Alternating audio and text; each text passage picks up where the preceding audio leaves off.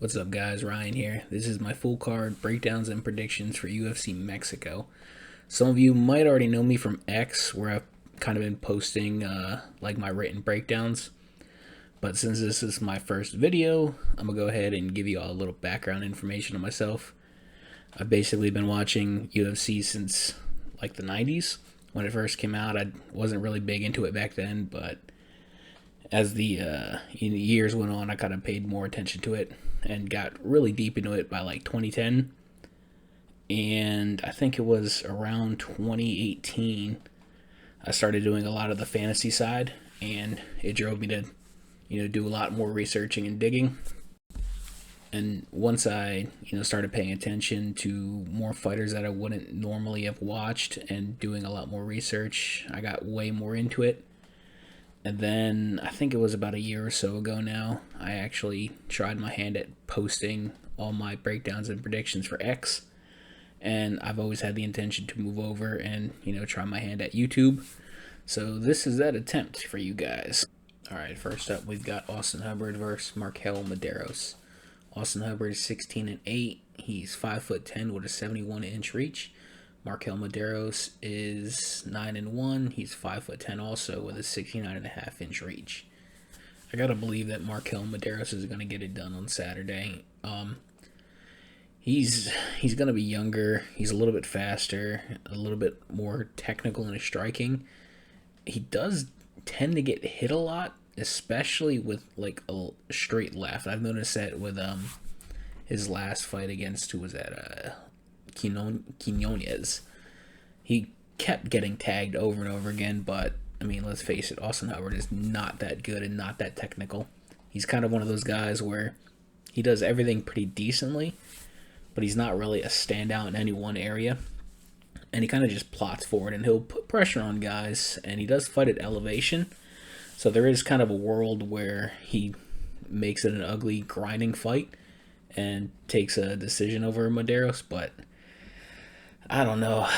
I didn't really see Medeiros even really start to fade in his last fight either, so I don't really question his cardio too much. So I really think he gets it done. I mean, like I said, Austin Hubbard's just not that good. So if Medeiros can't get past him, then I don't think he should even be in the UFC. Next up, we've got Jamal Emmers versus Gabriel Miranda. Jamal Emmers is 20-8. He's 5'10" with a 74-inch reach. Gabriel Miranda is 17-7. He's 5'11" with a 71-inch reach. I'm definitely on the Jamal Emmers side. Gabriel Miranda, he's pretty good. He has decent kickboxing, but lacks power in his hands to really make it mean anything. But on the ground is where he does all his best work, if he can get the fight there. He doesn't have the greatest takedowns. He has some like really good timed like blast doubles I've seen, and he's really good at taking the back and controlling the fight when he's in control on the ground. But that's the problem. He has to get it there. And Jamal Emmers has really good takedown defense and pretty decent wrestling himself. And in the stand-up, he's a little faster than Gabriel Miranda and a little bit more clean on his shot selection. And he also has a really good ability to stick to the outside and kind of pick and choose his moments when he engages. And he has really good like front kicks up the middle. And, that'll help him keep range and stop Miranda from even getting close to even attempt a takedown. Now, I don't think Jamal Emmers finishes Gabriel Miranda here. He could. I wouldn't say Gabriel Miranda is actually chinny. He has been TKO'd a couple times, but those were like, fucking Benoit Saint Denis and Morgan Charrier. So, safe bet, I would take Emmers' decision or money line. But there's always that a possibility that, he can get a finish later, because Gabriel Miranda, he tends to fade as the fight goes on. He's really dangerous early, but if this fight gets, halfway through the second round, it's going to be all Emmers. So if Miranda hasn't gotten finished by then, he's definitely losing on the scorecards. Next up, we're looking at Melquizael Costa versus Christian Rodriguez. Costa is 22-7. He's 5'10" with a 71-inch reach. Christian Rodriguez is 12-2. He's 5'7" with a 71.5-inch reach. I might be alone here, but I'm picking Costa to get it done, but it's not without worry. He just fought, I think it was like 3 weeks ago. I don't know what he's been doing, if he went immediately right back into the gym, because it was a quick fight. I mean, he pretty much submitted Andre Fili like right in the middle or right at the beginning of the fight. So he didn't really take a lot of damage, but turning around and having to make weight again, just a few weeks later, it can be draining. And against someone like Christian Rodriguez, who is known to take over as, fights kind of go on, I'm kind of worried about that. And the fact that Christian Rodriguez has a habit of like stealing decisions from, other prospects. So we gotta hope that doesn't happen, especially with, the bad judges we have nowadays. Rodriguez is really good at fight management, and he's really composed. If, he actually does give up a takedown, he's really good on the ground, and he stays safe. He doesn't get submitted other than, my boy Julian Erosa caught him in a nice guillotine, but that's just Erosa. Other than that, Raul Rosas Jr. was able to get Christian Rodriguez down early, but he couldn't capitalize really on anything, and they ended up gassing, and then, Rodriguez kind of took over and won a decision. Where I think Costa gets it done this week, on the feet, he throws a lot more kicks at range, and he has a little bit more power behind all of his strikes, and, in this sport now, damage kind of trumps everything. So even though Christian Rodriguez might out-volume him and outland him here and there, I think the more damaging, impactful shots are going to be coming from Costa. And if it does hit the ground, I think he can, win, the majority of those scrambles, but I don't think he's going to submit Rodriguez. It's like ridiculously hard to do. And I don't really see Rodriguez even attempting a takedown, knowing that Costa has really good jiu-jitsu. So probably going to be mostly a stand-up fight, and if that's the case, damage rules all, and I gotta think that Costa can get it done on the judges' scorecard. Moving along, we got Rafa Garcia versus Vince Pichel. Garcia is 16-4. He's 5'7" with a 70-inch reach. Pichel is 14-4. He's 5'10" with a 72-inch reach. And I'm not gonna lie, I really don't want to do a fucking breakdown on this fight. There's a reason Garcia is a massive favorite right now. Pichel is 42 years old. He's coming in on short notice, and I mean, this guy is an OG of this sport. He's been around forever, and he's just not getting better with age. So if Garcia loses this fight, he can just wrap it up himself. Garcia also has a very clear path to victory. He actually is pretty good at wrestling. And Vince Pichel has, a fucking non-existent takedown defense. Anybody who wants a takedown against Vince Pichel pretty much gets it. He's like fucking Oprah when it comes to handing out takedowns. He's like, you get a takedown, you get a takedown. Like, if Garcia's smart, he's just gonna, grind this fight out, take him down, and then do whatever he wants to do or whatever he needs to do from there. All right, moving along, we've got Julia Palastri versus Lupita Godinez. Palastri is 13-4. She's 5'2" with a 63-inch reach. Godinez is 12-5, 5'2" as well with a 61-inch reach.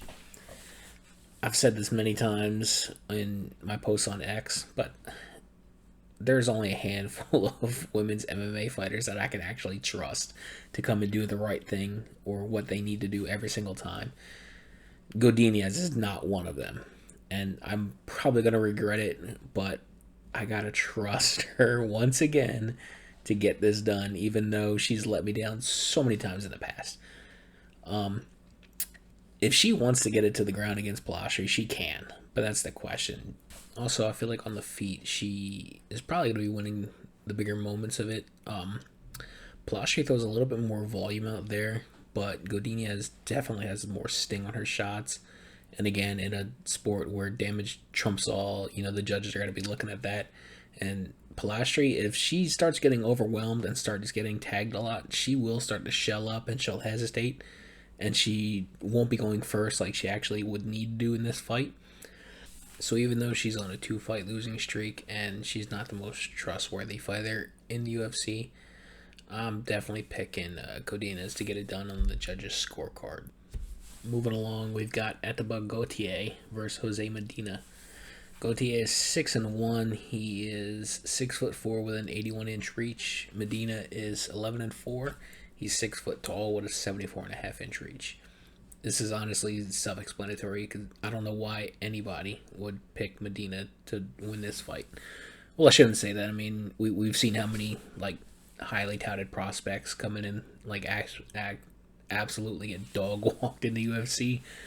But fortunately for Gautier, Medina is not UFC level. I mean, the only reason he got a contract is because he showed how absolutely tough he is on the Contender Series in a horrible, horrible loss.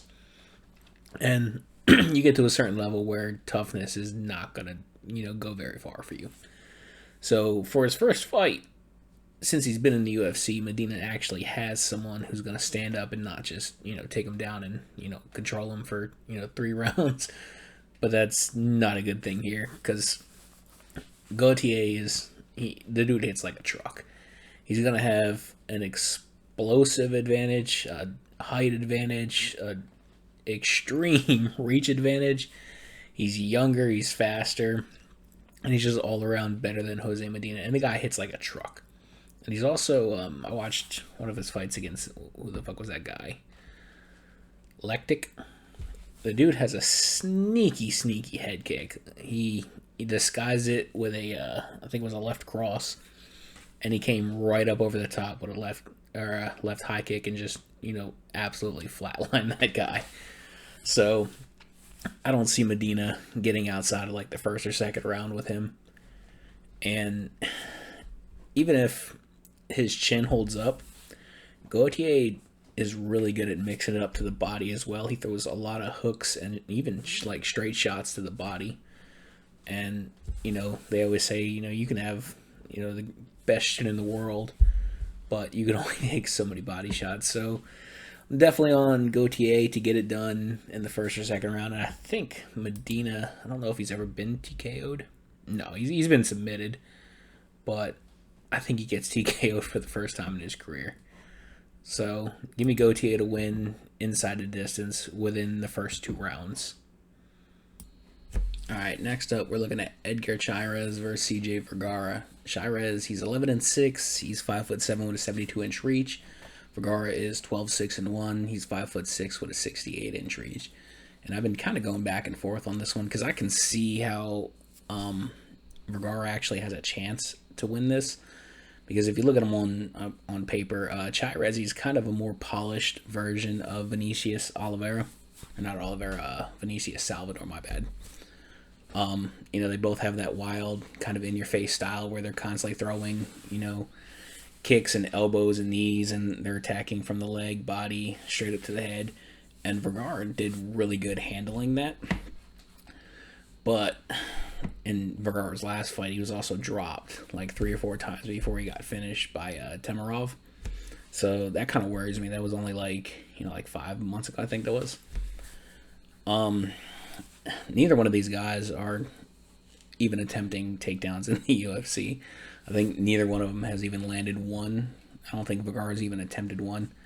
And Chairez, he has really good submissions, but they're more defensive than offensive. Like, he has guillotines and arm bars and triangles, like things off of his back, or defending takedowns. And Vergara is not shooting any takedowns on him, so it's pretty much going to be standing up on the feet. And I think Chairez has an advantage in that striking. He was able to hurt Josh Van several times in their fight, and he clearly has power. So if he can do that, I think he can hurt Vergara. But on the flip side, Van was also lighting up Chairez's body and had him almost crumbled in the second round. And Vergara, he's not Josh Van, obviously, but he does do some good body work. Like, he will throw to all 3 levels, too. He likes to mix it up. But at this point, I gotta think Chirez. He's gonna stay in his face. He's gonna be having the more impactful shots and winning the bigger moments. And I can actually see him probably getting a finish in this fight. And even if he doesn't, I think he can do enough to win a clear decision against CJ Vergara, who is pretty good, but his biggest flaw is being out wrestled in his fights, and I don't think he has to worry about that here. So it should be a fun little stand up battle, at least while it lasts. And I got Chirez coming out on top. All right, moving along, we've got Ronaldo Rodriguez versus Kevin Borjas. Rodriguez, he's 17-2, 5'6" with a 65-inch reach. Borjas is 9-3. He's 5'5" with a 68-inch reach. I'm on the side of Rodriguez to win this, and it's mostly a pick against Borjas because I don't think he's honestly that good, at least not at this level. He was decent on the regional scene. He got a bunch of finishes, and it's just not translating to this next level, which we're not really sure if Rodriguez is at that next level. He did have a nice win against O'Day, who is pretty good overall. But Dennis Bondar, I mean, I don't even think that Dennis Bondar's even won inside the UFC, has he? I don't really think so. Let me double check that shit. Yeah, Dennis Bondar is winless in the UFC, so that's not really the best judge of where someone's talent's at. But I still think he's got to be better than Borjas here. And it does worry me. O'Day Osborne did absolutely drop Rodriguez, but it was a lightning fast straight shot. I don't think Borjas really has that in his arsenal, or at least not to that same effect. He's a little bit slower, so I don't think he's going to be able to tag him and really hurt Rodriguez like O'Day Osborne did. And if Rodriguez wants to get this fight to the ground, I think he absolutely can. He showed pretty good top control and very good scrambles against O'Day. So Borjas, he's not very good at stopping takedowns. And with that being said, that's a very clear path for Rodriguez. So he could probably get it done on the feet and definitely get it done on the ground if he chooses to. So definitely on the side of him to win, and it's probably going to go to the decision because Borjas is pretty tough. I mean, he did get absolutely destroyed by Costa, but I think that was the only time he's been finished, or at least TKO'd. Yeah, he's been submitted and he's been TKO'd that one time, but overall, I see this one going the distance, and I see Rodriguez coming out on top. All right, next up, we're looking at David Martinez versus Simon Oliveira. Martinez, he's 11-1. He's 5'5" with a 67.5-inch reach. Oliveira is 18-5. He's 5'4" with a 70 or a 67-inch reach. This is another one of those fights where the betting line is incredibly wide, and probably for good reason. Martinez should win this every single time these two meet. I don't see where Oliveira was better than Martinez in any area. Oliveira, he comes forward. He has a really good traditional Muay Thai stance, and he throws a lot into every single one of his shots. But doing so, he's kind of lacking combinations. He more throws single strikes every time. And he puts so much into them, I'm questioning his cardio. He faded incredibly fast against Daniel Marcos. By the time the second round came along, he was gasping, and then Marcos ended up putting him down with some really good body shots. But David Martinez, I haven't seen any signs of bad cardio, so I think he could be there when Oliveira is not. Martinez also, he fights really well going forward and backward. He has really good lateral movements, and he's got really sharp, well-placed, well-timed counters. I watched him knock out, who was that guy? Can't remember the guy's name. Yeah, he was backpedaling and just clipped this guy absolutely perfectly and put him down. So I can see him having great success, going backward as Oliveira tries to come forward. And Oliveira I think he has a Muay Thai background, but he has a lot of submissions under his name, and they're like all guillotines, and he tends to jump them a lot, and that kind of works on like a regional scene. It don't really work too much in the UFC. And as I say that, we just had a card where several like Chris Duncan just jumped the guillotine, and he ended up getting it, but they're not as common as they are on the regional scene. So definitely picking Martinez to get it done, and I think he's probably going to get a finish no later than the late second round.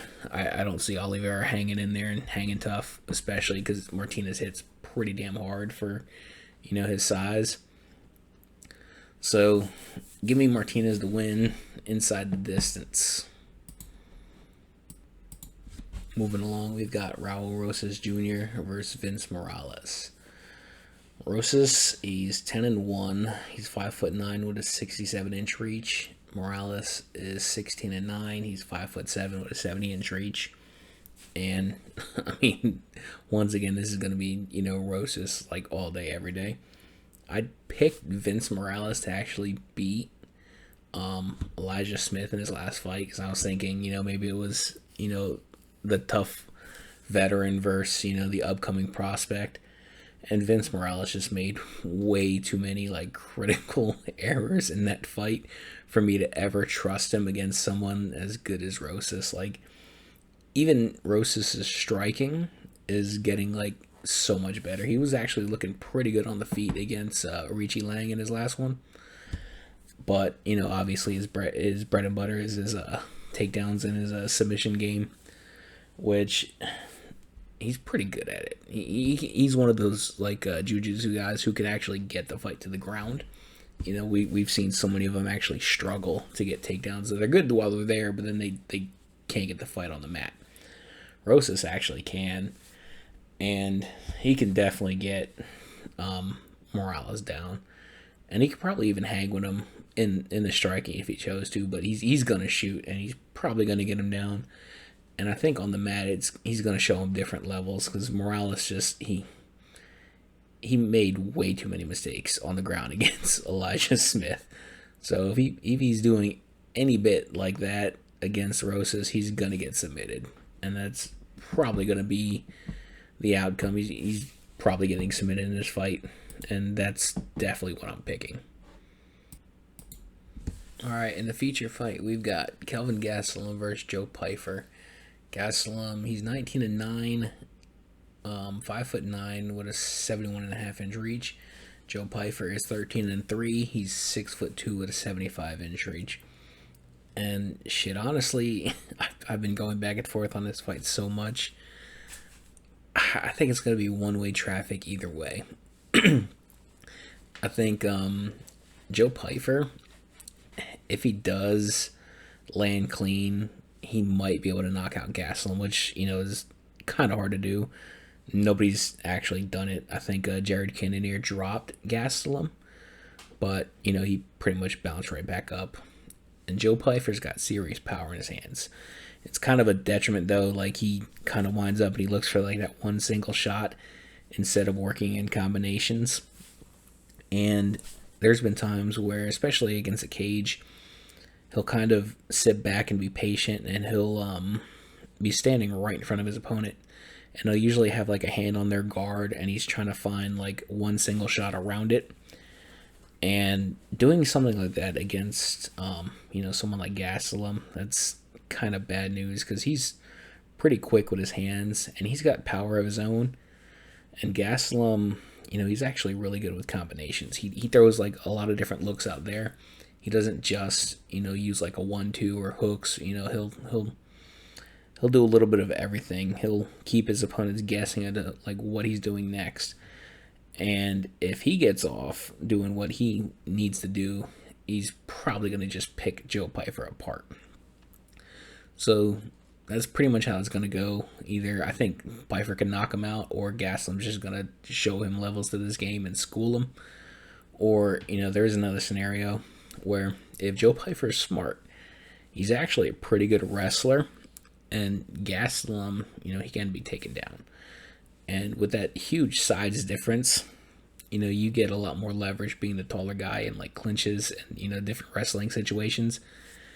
I think he can easily get Gaslam down. I don't know if he's going to try it or if he's just going to fall in love with, the fact that he can pretty much knock out anybody he fights. And he's going to go for that and maybe get caught up in like, one of those like veteran lessons. But I think I'm going to pick Joe Pfeiffer. I think he's got a very clear path with that wrestling.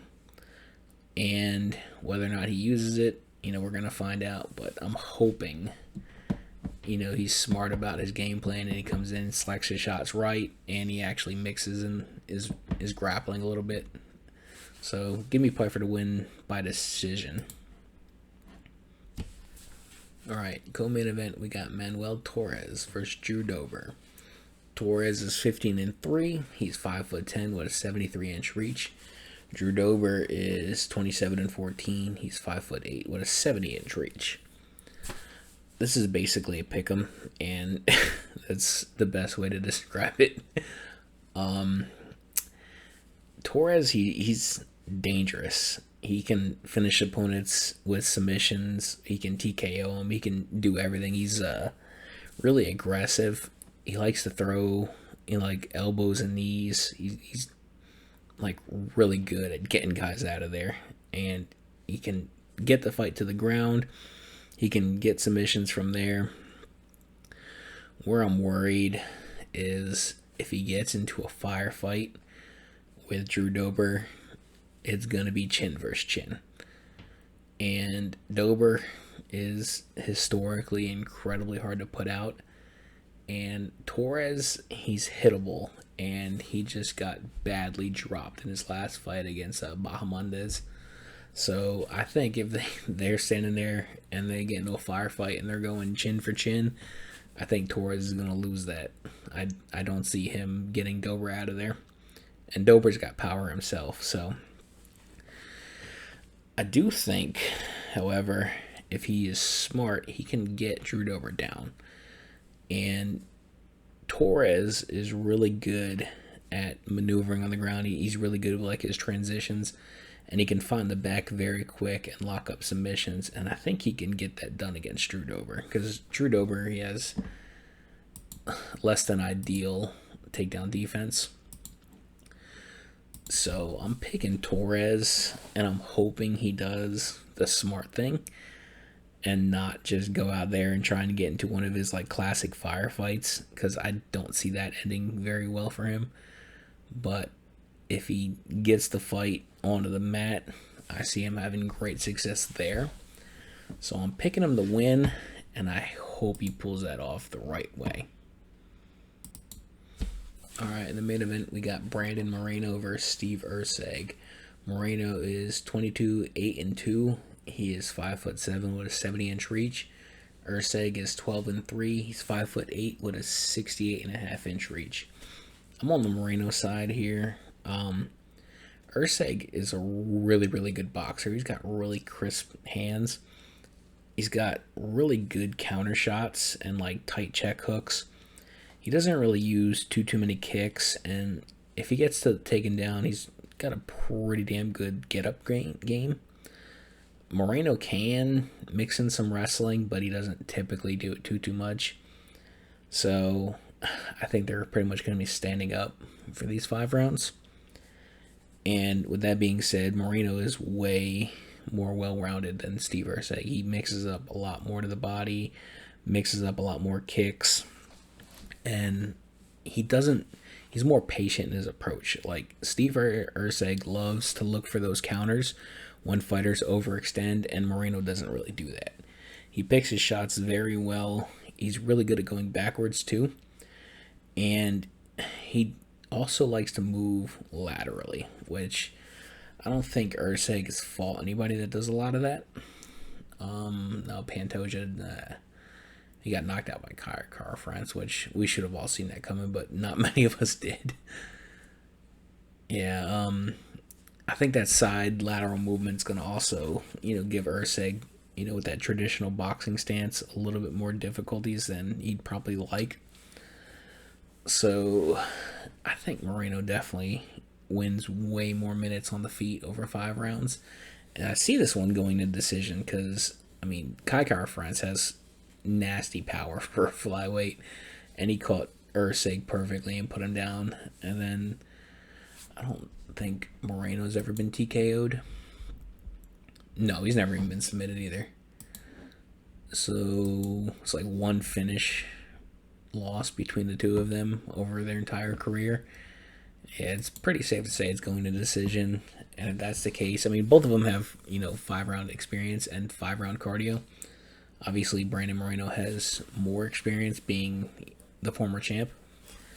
So I'm favoring him to definitely get this done on the judges' scorecard. He's just going to be way more diverse in his striking, and he's more elusive. And like I said, he doesn't put himself out there in like these dangerous positions to be countered, which is one of Erceg's strong points. So I think he's just going to pick his way to a really close decision. It's going to be competitive, but it's probably going to be definitely on Moreno. So that does it, guys. If you made it this far, I really appreciate it. If you can, if you want, go ahead, like the video, share it with your friends. If you feel I deserve it, go ahead, follow me. I will be posting more things on X throughout the week. Probably some like different betting lines or fantasy plays that I'll be looking at. So I think I have that linked in my bio. So if you're on X and you want to see like what I'm looking at from like a betting aspect, you can go ahead and check that out too. And I will see you all next week.